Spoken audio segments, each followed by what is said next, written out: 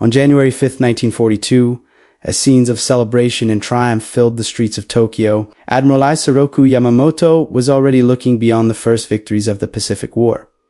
From aboard the flagship, he instructed senior officers of the Imperial Combined Fleet to begin preparations for the next phase of operations. Reports arriving from the Philippines, Malaya, and other southern battlefields convinced Yamamoto that within a matter of months, Japanese forces would dominate much of East Asia and the regions seized during the December offensives. He therefore told his Chief of Staff, Vice Admiral Motomogaki, that all major plans were to be completed by mid-February. The breathtaking speed with which Japan had overrun the Western Pacific astonished planners in Tokyo and sparked sharp disagreements within the Imperial General Staff. Hardline military nationalists argued that as long as Japan continued to win, operations should press forward without restraint, regardless of distance or risk. Others, led by Admiral Yamamoto, took a more cautious view. He had never been enthusiastic about opening a war against the United States and Britain and remained deeply concerned about Japan's long-term prospects. Yamamoto's presence at sea aboard Yamato was not accidental. Friends within the general staff feared that if he remained in Tokyo, his outspoken opposition to an unlimited war might lead to his assassination. Even so, his views were well known. Admiral Ogaki recorded in his diary Yamamoto's frequent calls for far-sighted statesmanship. Following what he described as a single month of glorious victory, Yamamoto repeatedly warned that Japan could not defeat the Western powers in a prolonged conflict. His criticism was often directed at political leaders, including Prince Kano, whom he believed lacked a clear understanding of what kind of war Japan was truly prepared to fight in the Pacific. 3 months before the attack on Pearl Harbor, Yamamoto had met with an old friend, Huishi Sasakawa, president of the ultra-nationalist Kakusuido organization. At the Imperial Navy Club in Shiba, Yamamoto told Sasakawa that war had become unavoidable due to decisions made by politicians. At the outset, he said, Japan would advance rapidly, spreading outward like an octopus extending its tentacles. Yet even a month into the war, that octopus had already stretched itself dangerously thin. Despite the early euphoria, Yamamoto cautioned that such momentum could not last. He believed the critical moment for political action would come with the fall of Singapore. That defeat, he argued, would shake British confidence in India and might open the door to peace negotiations. Yamamoto spoke from experience. He had served on Japanese delegations to the London Naval Conferences of 1930 and 1934 and had been naval attached in Washington from 1926 to 1928. He understood both British and American thinking. Once war had begun, he believed Japan needed a decisive victory quickly, but even then, he estimated Japan would have no more than 18 months to capitalize on success before its position weakened. We must secure a peace settlement within that time, Yamamoto told Sasakawa, hoping his friend would quietly spread this warning among influential right-wing political leaders. At the beginning of January 1942, victory appeared close at hand. The American battleship fleet had been crippled at Pearl Harbor on December 7.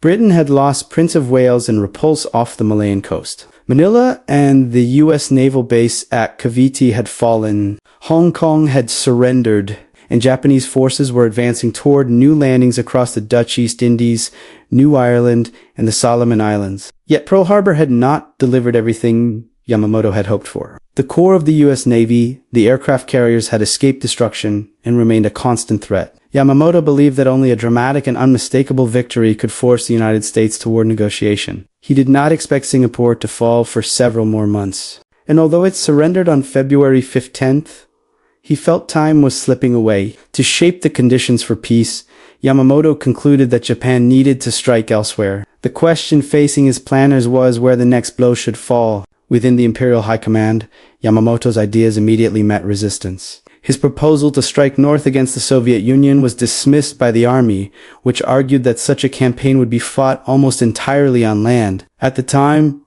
Japanese ground forces were already heavily committed in China and across Southeast Asia, leaving little capacity for a new continental war. With that option rejected, planners turned to alternative strategies. 3 major proposals emerged. Yamamoto's preferred course of action was an offensive into the Indian Ocean. He envisioned an invasion of Ceylon, drawing out the British Far Eastern Fleet and destroying it in a decisive naval battle, much as he had done to American battleships at Pearl Harbor. From there, Japanese forces could push westward toward the Middle East, and link up with German armies advancing toward the oil-rich Caucasus. Such a maneuver, Yamamoto believed, would secure Japan an ample supply of oil and fundamentally alter the balance of the war. The army, however, refused to consider operations in the Middle East. With that door closed, only two options remained. The first, strongly supported by the Naval General Staff in Tokyo, called for an advance toward Australia by seizing key positions in the Solomon Islands, followed by New Guinea, New Caledonia, Fiji, and Samoa. Japan could deprive the United States of a vital forward base and isolate Australia from American support. Advocates of this plan at Imperial General Headquarters were already drafting occupation schemes for both Australia and New Zealand. Yamamoto rejected this approach. He believed an Australian campaign would take too long and, even if successful, would lack the dramatic impact needed to force the United States to reconsider the war. More importantly, he understood that the attack on Pearl Harbor had ignited a powerful desire for revenge among Americans, whom Japanese leaders had long dismissed as soft and unprepared for a prolonged conflict. Even the capture of Singapore, Yamamoto realized, would not be enough to break American resolve. What Yamamoto sought was a victory so decisive that Japan could extend what he described as a generous olive branch while still negotiating from a position of strength. In January, he ordered his staff to draft a new operational concept. 2 months later, selected officers were sent to Tokyo carrying a document known as the Mi Plan. This plan envisioned a major naval engagement near Midway Island, where the remaining American aircraft carriers would be lured into battle and destroyed. Alongside me, Yamamoto also submitted the AL Plan, which outlined operations in the Northern Pacific. If successful, Japanese forces would move through the Aleutian Islands, potentially threatening Alaska and even opening the distant possibility of operations against Hawaii or the American West Coast. At the very least, victories at Midway and in the Aleutians would give Japan leverage for the kind of peace settlement Yamamoto believed was essential. In Tokyo, debates among senior naval officers grew heated. Meetings at the Navy Ministry were marked by sharp arguments, but in the end, Yamamoto prevailed. His authority as commander of the combined fleet carried decisive weight. As attention focused on Midway, the potential political value of Singapore's fall in February, and the impending collapse of American defenses at Bataan and Corregidor were largely set aside. Either event might have supported Yamamoto's strategy of negotiation, but circumstances soon rendered them secondary. That shift in perspective was driven in part by the shock of the April 1942 air raid on Tokyo led by Lieutenant Colonel James Doolittle. Though the material damage was limited, the psychological impact was enormous. The raid shattered any lingering belief that the American military was on the verge of collapse. Instead, it revealed that the United States was only beginning to mobilize its strength. When the Midway operation later ended in disaster for Japan, there was little time for reflection or blame. The full scale of the defeat was concealed even from many within the armed forces. News of the loss of 4 fleet aircraft carriers was tightly controlled, known only to the highest levels of naval leadership. While Yamamoto had been engaged in the Midway operation, the Naval General Staff in Tokyo had already begun pushing Japanese naval and air forces steadily southward in preparation for a renewed effort to cut off Australia. As Japanese strategy shifted southward, naval and air forces moved quickly to secure forward positions across the Southwest Pacific. Rabaul, captured on January 23rd,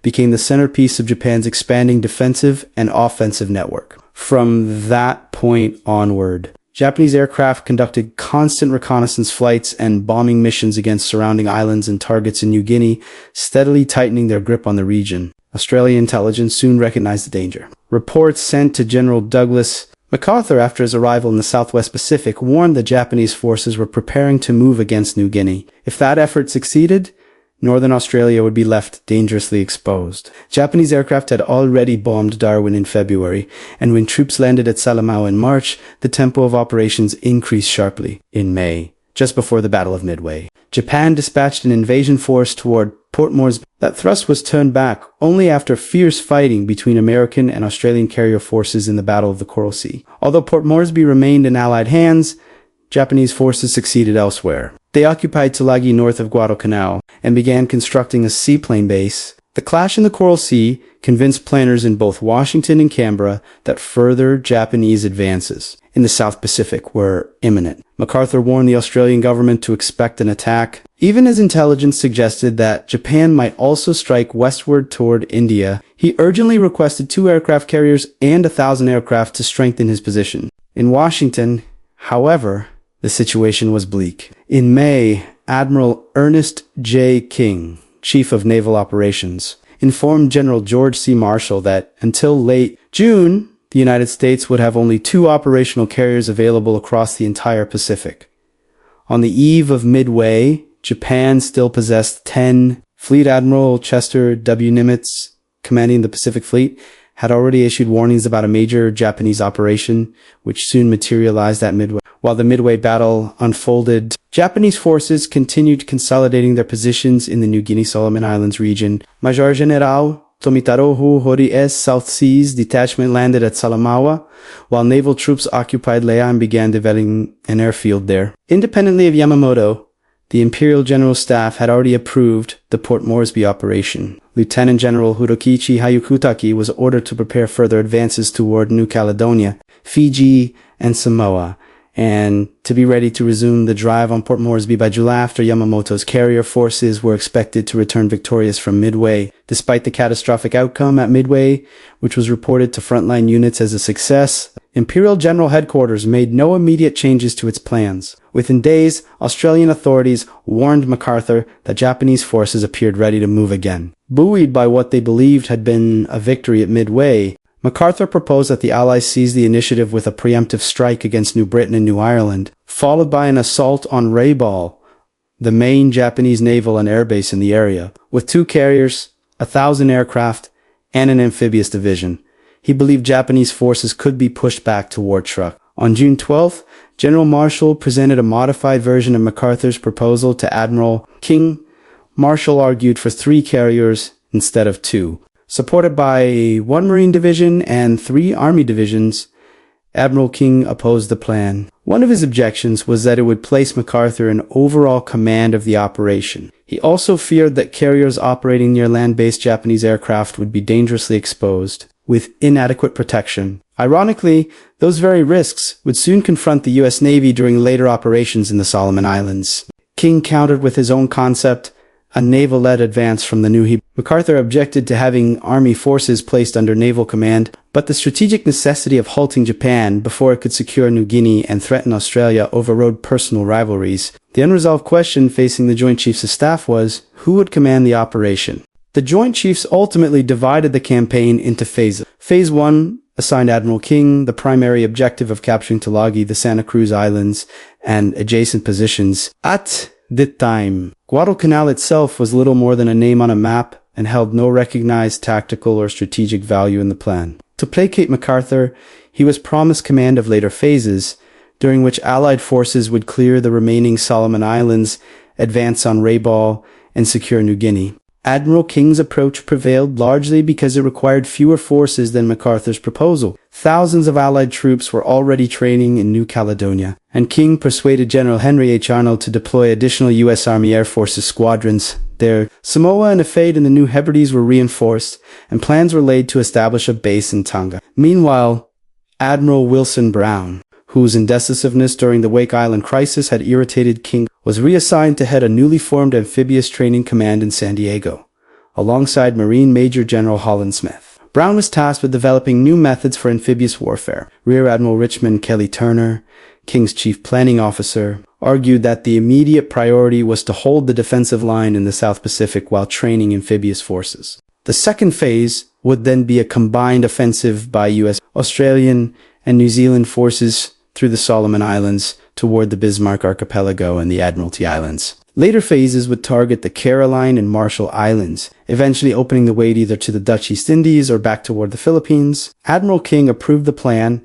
recognizing it as closely aligned with his own strategic vision. By mid-1942, Allied attention in the Pacific increasingly centered on the Solomon Islands. Although Guadalcanal itself had initially been regarded as insignificant, aerial reconnaissance soon revealed alarming developments. Japanese forces had begun clearing land near Lunga Point to construct an airfield. Once operational, aircraft based there would be able to threaten the sea lanes between the United States and Australia, placing Allied supply routes at serious risk. Intelligence officers in Washington and Pearl Harbor quickly grasped the implications. If Japan completed the airstrip on Guadalcanal, its bombers and fighters could dominate much of the southern Pacific. The island suddenly took on enormous strategic importance. Acting with unusual speed, the Joint Chiefs of Staff approved an amphibious operation to seize Guadalcanal and nearby islands before Japanese defenses could be fully established. The operation was designated Operation Watchtower. Rear Admiral Richmond Kelly Turner was placed in charge of the amphibious force, while Vice Admiral Frank Jack Fletcher commanded the carrier task forces that would provide air cover. Major General Alexander Van de Greft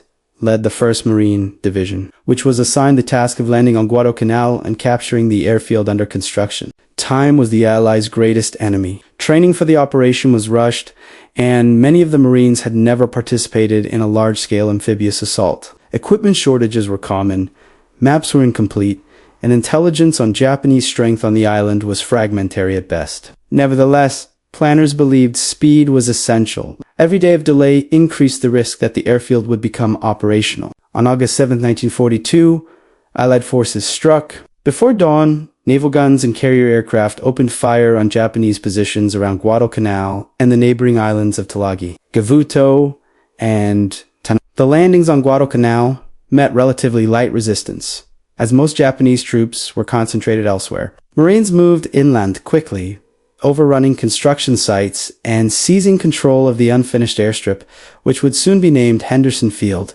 Fighting on the smaller islands, however, proved far more costly. At Tulagi and on Gavutu and Tanam, Japanese naval troops fought tenaciously from caves, bunkers, and fortified positions. The close quarters combat was brutal, resulting in heavy casualties before the islands were secured. These battles foreshadowed the fierce resistance Allied forces would face throughout the Solomon Islands campaign. As Marines dug in around Henderson Field, the strategic consequences of the landings became clear. Control of the airfield meant control of the surrounding seas during daylight hours. American aircraft operating from Guadalcanal could now challenge Japanese movements between Rabaul and New Guinea, directly threatening Japan's southern defensive perimeter. The Japanese reaction was swift. Imperial General Headquarters, initially caught off guard, quickly recognized the danger. Reinforcements were ordered to and naval forces were mobilized to contest Allied control of the waters around the island. Japanese commanders believed that the landings could be reversed with a rapid counterattack before the Americans had time to consolidate their position.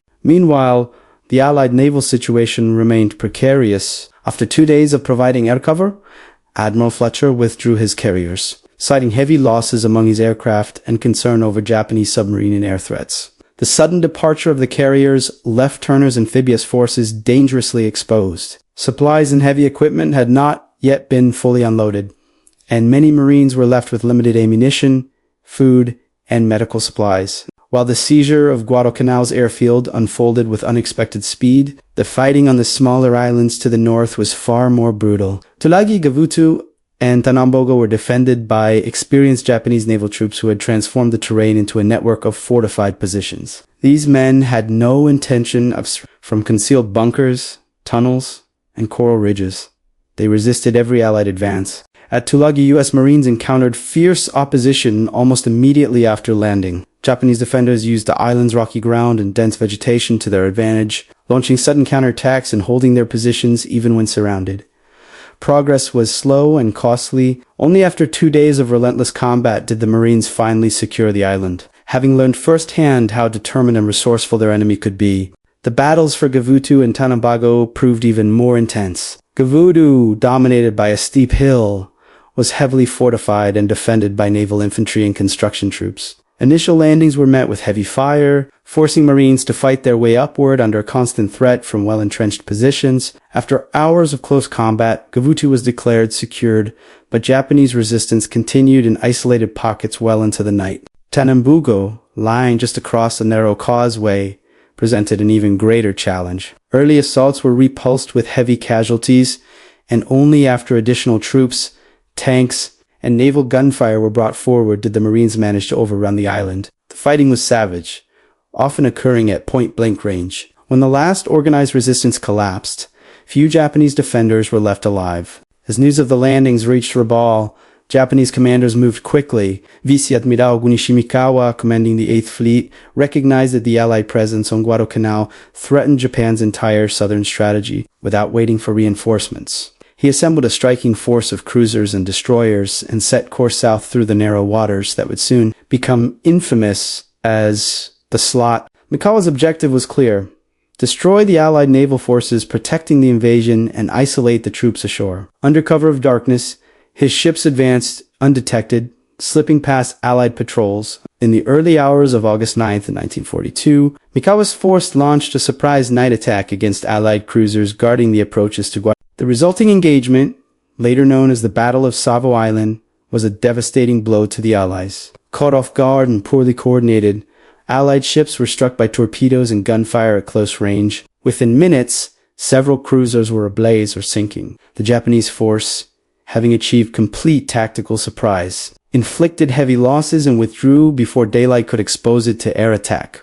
Although Mikawa's victory at sea was decisive, it was not exploited fully. Concerned about the risk from Allied aircraft at dawn and uncertain of the exact location of enemy carriers, Mikawa chose not to press the attack against the vulnerable transport ships. As a result, despite the catastrophic naval defeat, Allied forces on Guadalcanal remained ashore. For the Marines holding the perimeter around Henderson Field, the situation remained precarious. Supplies were limited, and Japanese reinforcements were already on the way. Nevertheless, the survival of the beachhead after the disaster at Savo Island marked a turning point. The campaign for Guadalcanal was far from over, but both sides now understood that control of the island would be contested with relentless determination. With daylit skies dominated by American aircraft operating from Henderson Field, Japanese commanders were forced to adapt. Any attempt to move reinforcements or supplies to Guadalcanal during the day invited devastating air attack. As a result, Japan turned to night operations. High-speed destroyer runs down the narrow waters between Rabaul and Guadalcanal became routine. Allied sailors would soon give this route a grim nickname: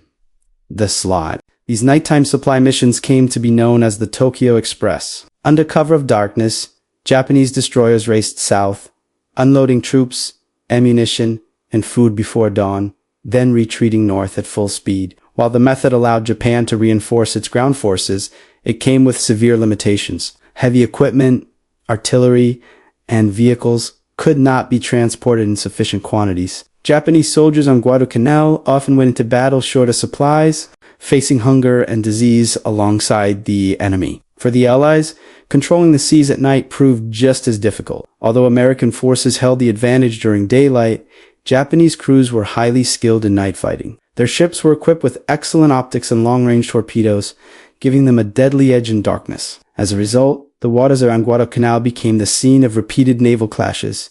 Many fought at close range and with little warning. Throughout August, September, and October 1942, both sides suffered heavy losses. Battles erupted off Savo Island, Cape Esperance, and in the waters north of Guadalcanal. Some engagements favored the Japanese, others the Americans, but none proved decisive enough to end the struggle. Each night's encounter left wreckage in oil slicks drifting across the dark seas, silent evidence of the relentless attrition. On land, Japanese commanders launched repeated attempts to recapture Henderson Field.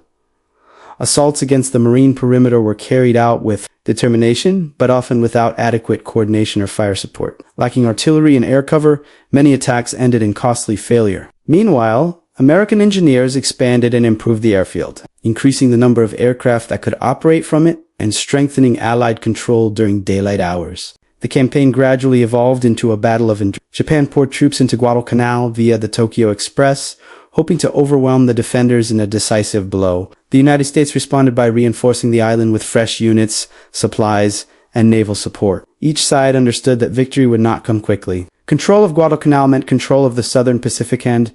Neither was willing to yield. By late 1942, the balance began to shift. Allied naval tactics improved, radar technology became more effective, and coordination between ships and aircraft steadily increased. Japanese losses mounted, especially among experienced pilots and sailors who could not be easily replaced. The very qualities that had once given Japan an advantage, aggression, speed, and night fighting skill, were gradually blunted by exhaustion and attrition. Guadalcanal became a symbol of the wider Pacific War, What had begun as a hastily planned operation to seize an unfinished airstrip turned into a prolonged struggle that tested the limits of both nations. In the end, it was not a single battle, but the cumulative weight of air power, naval pressure, and logistical superiority that decided the outcome. The fight for Guadalcanal marked the moment when the strategic initiative in the Pacific began to shift, slowly but decisively toward the Allies. By late 1942, the struggle for Guadalcanal reached its decisive phase. After months of attrition on land, in the air,